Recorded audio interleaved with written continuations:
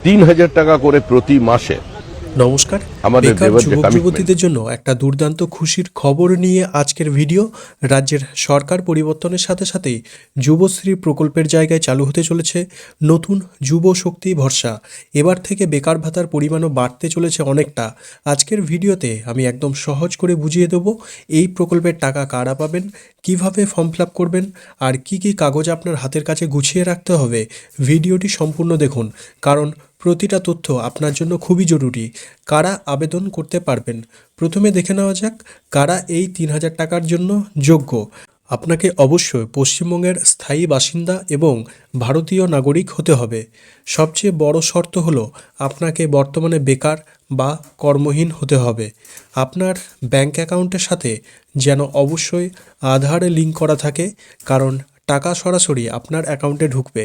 আর একটা দারুণ ব্যাপার হলো যুবশ্রী প্রকল্পে একটা নির্দিষ্ট সময় পর্যন্ত টাকা পাওয়া যেত, কিন্তু এই যুবশক্তি ভরসা যতদিন না চাকরি পাচ্ছেন ততদিন সরকার আপনাকে এই সাহায্য দিয়ে যাবে। অনেকেই ভাবছেন পুরনো প্রকল্পের সাথে এর পার্থক্য কি। আগে টাকা পাওয়া যেত ১৫০০, কিন্তু এখন যুবশক্তিতে পাবেন মাসে ৩,০০০ টাকা। যোগ্যতা, আগে বয়সের কিছু কড়াকড়ি ছিল, তবে এখন বেকার যুবক যুবতীদের জন্য সুযোগ অনেক বেশি। ন্যূনতম মাধ্যমিক পাশ হলেই আপনি আবেদন করার সুযোগ পাবেন বলে আশা করা যাচ্ছে। আপনারা দুইভাবে আবেদন করতে পারবেন, অনলাইন এবং অফলাইন।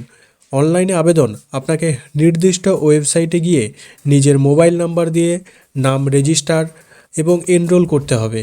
এরপর আপনার নাম, ঠিকানা আর ব্যাংকের সব তথ্য দিয়ে ফর্মটা ফিল আপ করতে হবে। অফলাইনে আবেদন যারা করবেন, চিন্তা নেই, বিভিন্ন ব্লকে বা পঞ্চায়েত এলাকায় ক্যাম্প করে ফর্ম দেওয়া হবে। সেখান থেকে ফর্ম তুলে নিয়ে দরকারি শিক্ষাগত যোগ্যতা এবং ব্যাংকের সমস্ত ডিটেলস দিয়ে সেই জেরক্স কপি অ্যাটাচ করে ওখানে জমা করতে হবে।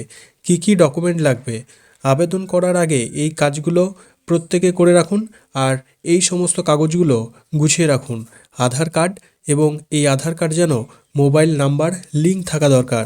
ভোটার কার্ড, পাসবুক অর্থাৎ আপনার ব্যাংকের যে পাস বই রয়েছে সেই বই, তার প্রথম পাতার যে ছবি সেটি কিন্তু প্রয়োজন পড়বে, এবং পাসপোর্ট সাইজ ফটো, আপনার রিসেন্ট পাসপোর্ট সাইজের ফটো প্রয়োজন পড়বে, এবং মাধ্যমিকের রেজাল্ট ও সার্টিফিকেট।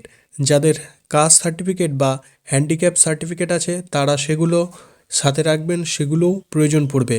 আবেদন কবে থেকে শুরু হবে, সবাই জানতে চাইছেন যে কাজটা কবে থেকে শুরু হবে এবং যুবশক্তি প্রকল্পের যে ৩,০০০ টাকা কবে থেকে আপনার ব্যাংক অ্যাকাউন্টে ঢুকবে সেই সম্পর্কে জানিয়ে দেবো।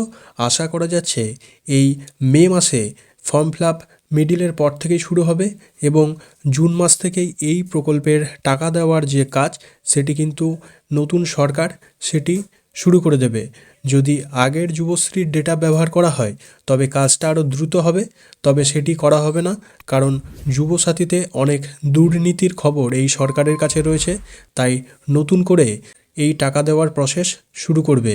যারা যুবসাথীতে টাকা পাননি, চিন্তার কোনো কারণ নেই, এখানে নতুন করে ফর্ম ফিল আপের প্রত্যেকে সুযোগ পাবেন, এবং যারা যোগ্য তারা প্রত্যেকে ব্যাংক অ্যাকাউন্টে যুবশক্তি প্রকল্পের যে ৩,০০০ টাকা প্রত্যেকে নিজের নিজের ব্যাংক অ্যাকাউন্টে পাবেন।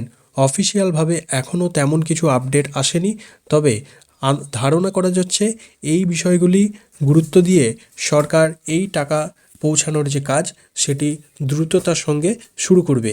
এই ছিল যুবশক্তি প্রকল্পের লেটেস্ট আপডেট। ভিডিওটা ভালো লাগলে একটা লাইক দিন আর সবার সাথে শেয়ার করুন, যাতে আপনার কোনো বন্ধু এই সুযোগটা মিস না করে। হ্যাঁ, আর পরের কোনো আপডেট পাওয়ার জন্য চ্যানেলটি সাবস্ক্রাইব করে সঙ্গে থাকুন, কারণ পরের ভিডিওতে আমরা আরও বিস্তারিত আলোচনা করে আপনাদের সমস্ত তথ্য জানিয়ে দেবো। দেখা হচ্ছে পরের কোনো একটা ভিডিওতে। ধন্যবাদ।